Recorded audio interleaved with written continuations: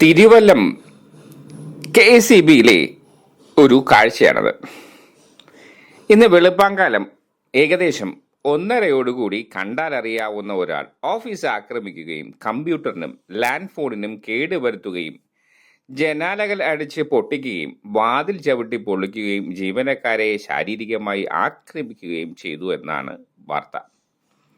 ഇതേ തുടർന്ന് SC ജയേഷും AE ഇന്ദുചൂടനും ഓഫീസിലെത്തി സ്ഥിതിഗതികൾ നിരീക്ഷിക്കുകയും തിരുവല്ലം പോലീസ് സ്റ്റേഷനിൽ പരാതി നൽകുകയും പരിക്ക് പറ്റിയ ജീവനക്കാരനെ ആശുപത്രിയിൽ എത്തിക്കുകയും ചെയ്തു.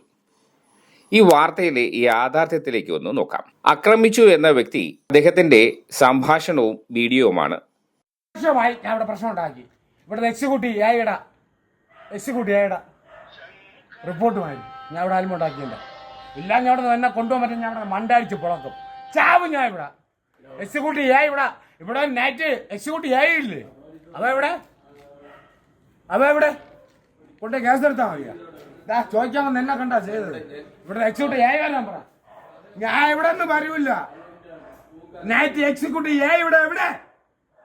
എന്റെ പിള്ള കറണ്ട് 4 ദിവസം എനിക്ക് കൊണ്ടുപോയിട്ട് ഞാൻ കയ്യിൽ പൈസ എല്ലാം അടച്ചില്ല. അടയ്ക്കാത്തതുകൊണ്ട് എന്റെ പിള്ള കറണ്ട് കൊണ്ടുപോയി. ഞാൻ വന്ന് ചോദിച്ചു, അവരെന്നെ പിടിച്ച് കെട്ടി. ഞാൻ തെറ്റ് കാണിച്ചില്ല, ലോകത്തിനാണ് കാണിച്ചത്. ചോദിച്ചില്ല എന്നെ അടിച്ചു. എക്സിക്യൂട്ടീവ് വരാൻ പറ. അഡീഷണൽ എക്സിക്യൂട്ടീവ് വരാൻ പറ. ഈ നൈറ്റ് ഇൻചാർജ് എക്സിക്യൂട്ടീവ് വരാൻ പറ. നൈറ്റ് സെക്രട്ടറി എവിടെ? അവൻ്റെ റിപ്പോർട്ട് വന്നിട്ട് അവൻ്റെ ഓഫീസിൽ ഞാൻ പ്രശ്നം കാണിച്ചത് അവൻ്റെ സിഗ്നേച്ചർ വാച്ച് എന്നെ കൊണ്ടുപോകും.